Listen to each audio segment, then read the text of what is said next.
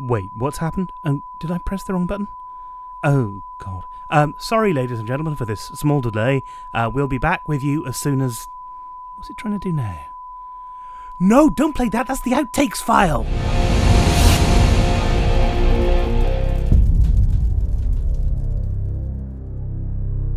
Wolverine Origins wasn't a horrible film. I'm going to say that on camera. But it did do a lot of things. Just going to loop this around on YouTube forever. It's fine. It did do a lot of things wrong. Like? Gambit. Gambit was bad. Deadpool. Yeah. Just wasn't Deadpool. That's true. They played around with the rules of the world itself. Yeah. I'm all for reboots and retelling of stories, but they took a lot of liberties, and I think too many.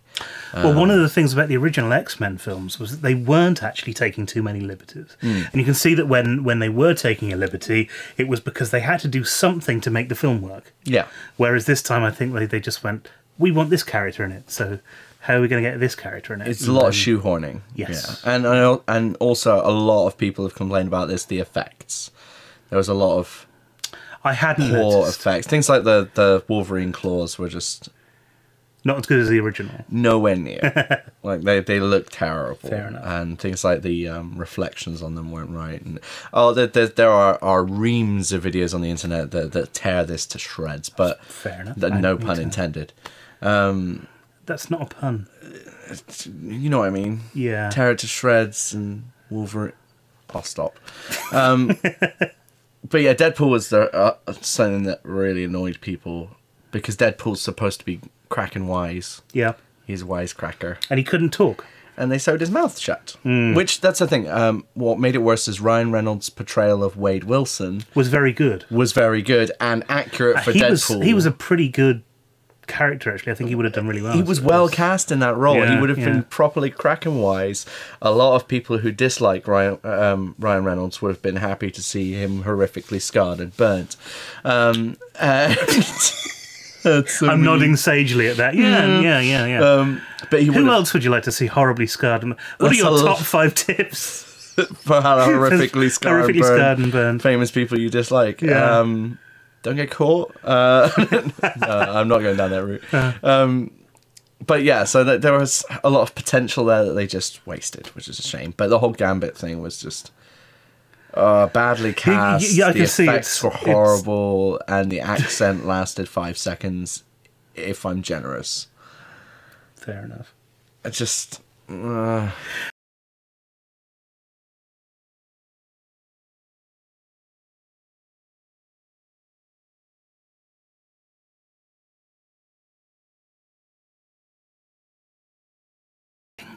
There'll be all sorts of stuff down that way, not across that way, or that way. That's the way. I was gesticulating to that camera. Really? But it's coming over that camera. How many times can we cut between cameras? Camera 1? Well, as many as camera you 2. want. Camera 1, camera 2. So much fun. I know. See, I don't like Zack Snyder. But so between us, we don't like this film. It's basically what you're summing up. I've got a reason for it. It's not just, I don't just hate Zack Snyder at all. It's not an irrational hatred. It's not an irrational hatred. I'm sure he's a great guy. I'm sure he does a good job. I'm not.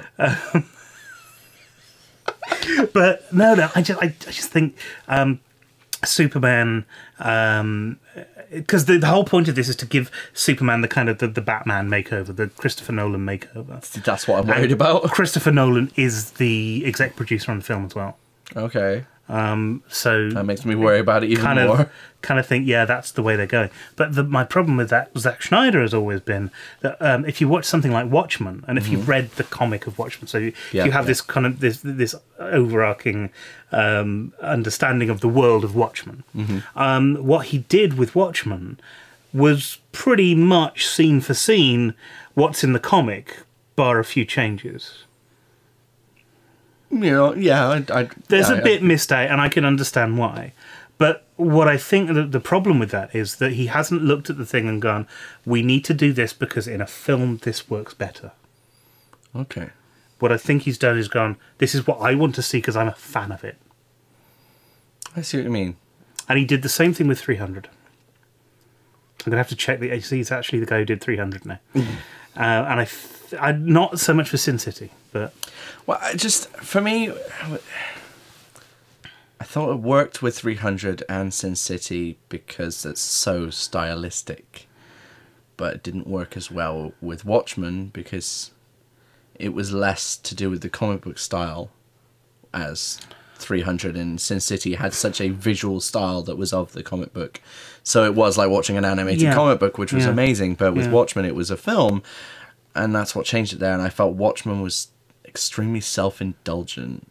And I think that's the problem with a lot of his editing. A lot of his productions is that it is very self-indulgent. He's doing it for himself rather than in order to create something accessible or entertaining and that kind of thing. Makes me want to dress all Star Warsy for the gig. Like I say, no, you should do. When it comes to gigs, though, I get asked this question, it's like, what are you guys doing? I just go, oh, we're just doing this day and this day.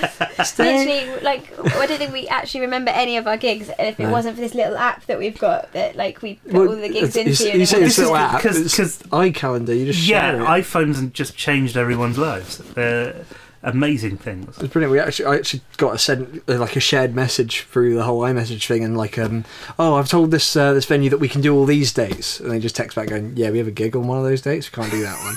And then that was it. That was all cleared up, and then I've been texting back and forth like the rest of the day, and it's just descended into chaos and madness. So everyone who's seen Avenue Q, that's the same thing. I haven't seen Avenue Q. Do you know anything about people? Isn't it puppets? It's puppets. Like Jim Puppets, Henson Muppets? ones, isn't it? Yeah, but for adults. Yeah. Yeah, great show. Really, really great show. I need to see it. Like, loads of people have said, go and watch it. It's amazing. And it's one of those things that you keep meaning to go and do, and you just never go and do it. I love puppets, so it's right. Oh, I love the Muppets. So, like, when that came out, like, we were straight there, weren't we? Oh, and the new one came out. Old Muppets as well, or just new Muppets? Old Muppets and new Muppets. Yeah. Have you got all the series? I don't, but my dad is a huge Muppet fan, and like every Christmas we have to watch Muppet Christmas Carol before Christmas Day. I did that myself, actually. There's a whole list of things that I watch, and one of them is Christmas Carol, and the other one's Box of Delights, which is on the BBC when I was sort of this big, when I was a fetus in a jar. Fetus in a jar. And we've all been. I've grown, you know. And yeah, I watch every Christmas. Never heard of it. I've not heard It's of that really either. good. It's got Pat Troughton, and you won't know who Pat Troughton is, will you? I feel old. Quick, I feel awful now. Wikipedia. Yeah, it's thrown again. Have you seen The Omen? Yes. You know the priest in The Omen who dies when the spike goes through it? That's Pat Troughton. Oh, right. I used to be can't picture understand his the film. face at the He moment. used to be Doctor Who. Long My time dad's ago. going to be ashamed of me right now. So your dad's a big Doctor Who fan then? Yeah, like I used to watch it, like the recorded videos of it as a kid with him. Those up there.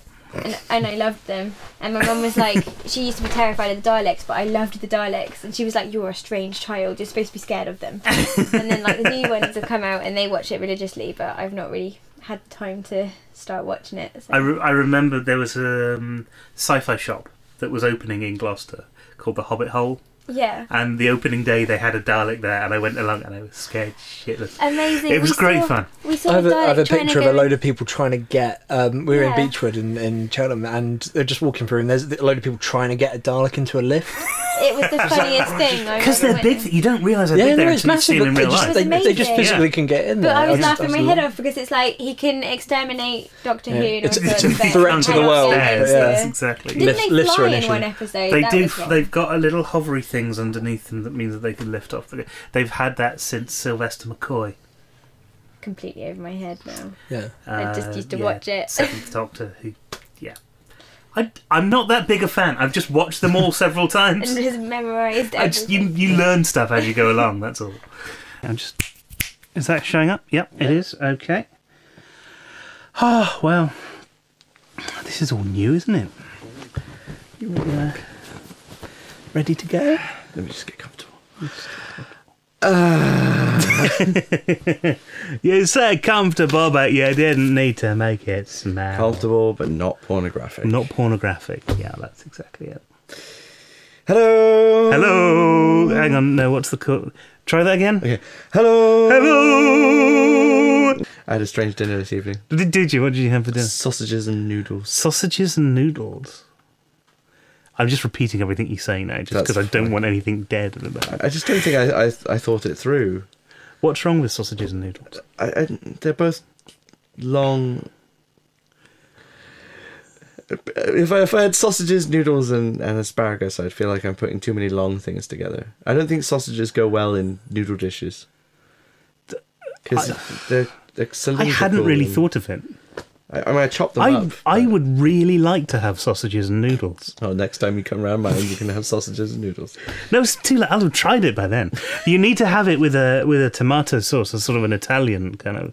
Oh, okay. Sauce, yeah. Well, think. that wouldn't be sausages and spaghetti, which makes more sense. But you'd have the noodly pasta.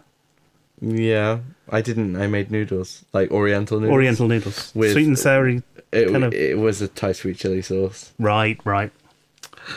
Well, of course, the problem with the Thai sweet chili sauce is that it doesn't really go with pork. Does it not? Not sausage pork. No. Okay. I never thought I'd say that this evening. It's like Instagramming our food. This is a terrible idea. We should do that. No. I Instagrammed one picture of food. There's only so many pictures of a Big Mac I can take. The Prince of Persia film, there's a thing called the hero's journey, which is 12 steps that every story must go through in order to form a coherent story. And there's a guy called Joseph Campbell who wrote a book called The Hero's Journey, or The Journey Within, or A Hero with a Thousand Faces. It was one of the two, because there was another guy who actually came up with the theories behind this to begin with about myth and legend. But Joseph Campbell actually basically sold this idea into Hollywood, that if you write a story based on these 12 steps, that you'll come up with a hit story. What's probably truer to say is if you write a story and then try and find all the 12 steps in it, if you've missed one, you know you need to put something else into it. But if you don't, then you're fine. And, you can go, yes, that's a story, and you've used that to do it. But what a lot of writers seem to do, especially in Hollywood, is go, these are the 12 steps, let's hit them at these exact pages, and that's what Prince of Persia, the movie, was like. No, they go into Medusa's lair, and Medusa pretty much kills all but one of them. And he's the lead character who goes on to the end of the film. And he's not a strong enough actor also to carry that film. Up until that point, I was still kind of believing it. What? Even though, I mean, I didn't actually think it had actually happened. Not like 300. It wasn't that real. I love 300. This is Sparta. I love the fact that we had because I live in Cheltenham Spa, and one of the taxi companies is called Spa Tax. Every time I see one, this is Spartax. So bad. I love it. Oh God, Spartax sounds like a bad guy from Blake 7. That's fantastic. I didn't know that was there. I had no idea. That's because you drive. That's because I drive. Yeah. It's because I've got a posh car. Yeah. With just me in it. That's all it is. It's like a taxi, only I don't have to deal with people turning around and saying, "Did you see the match on Friday?" I'm so bad on sport, I don't even know that matches aren't played on Friday. Do you charge yourself a lot of money to drive yourself around? Yes, I do. I really do. Do you occasionally go, oh, wait, is the meter running? No, I don't do that. I do occasionally go, oh, wait, I haven't got any petrol left. Only sort of twice a day. Oh. Yeah. But yes. Had my MOT this week. And what about the car? No, the car's fine. Okay. The car doesn't need one for another year. Okay. But I have to have one once every year now because I'm over 30. That's what happens. Okay. And so it's one of those MOTs. Yeah. My right leg's a bit worn. I've got to get it replaced after another 15,000 miles, and my exhaust's gone to pot. So a high watermark on the dipstick. That's right. Yeah.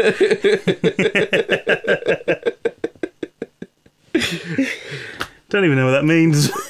It wrote itself. I'm happy to leave that one out there. Fill in your own ending. No, No. that's not what I meant. Last week we mentioned WreckIt Ralph. Yeah.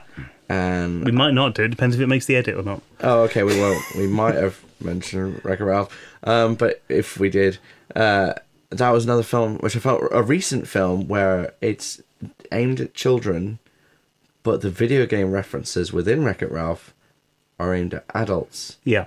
So in theory, Yeah. children and adults can watch it together. And I think that's true. I enjoyed it. I did as well. I thought it was fun. And Very children light-hearted, very seem simple, to be but- enjoying it as well. So, Yeah. yeah. I think that's probably true.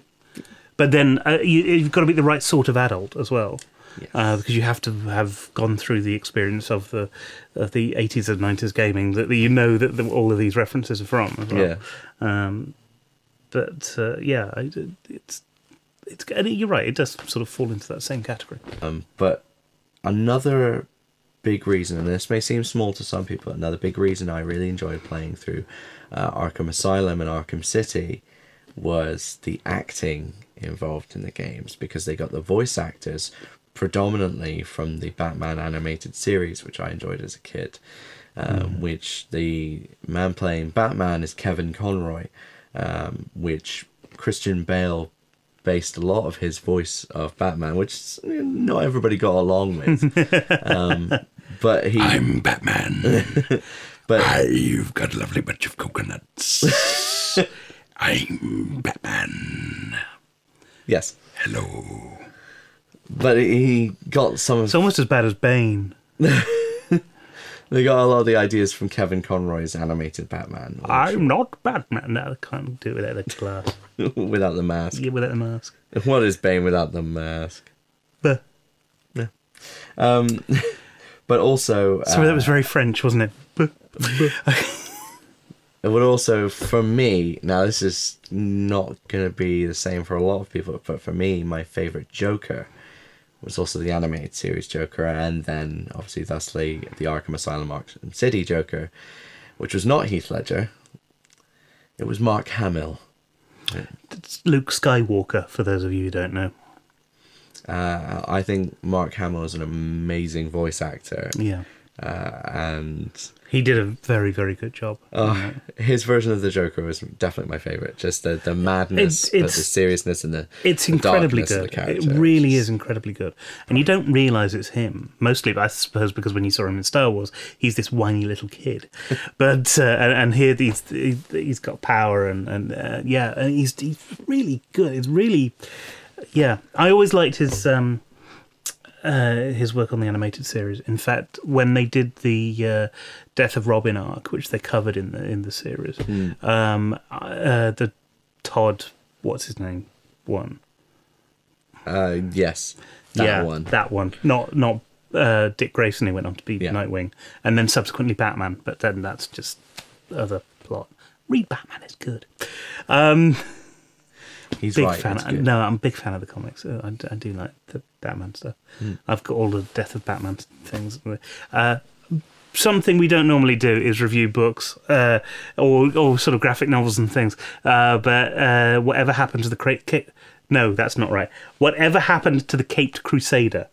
Not the Craped Crusader. Oh, you almost said Crapped Crusader. I knew it said craped, which is worse. The I think pancaked the Pancake Crusader. Yeah, he's folded over, and there's some chocolate in the middle, and that's Chocolate, not cheese. it. What? Sweet, not savoury? Sweet, not savoury. Yeah, for pancakes. See, I quite like the cheese with ham.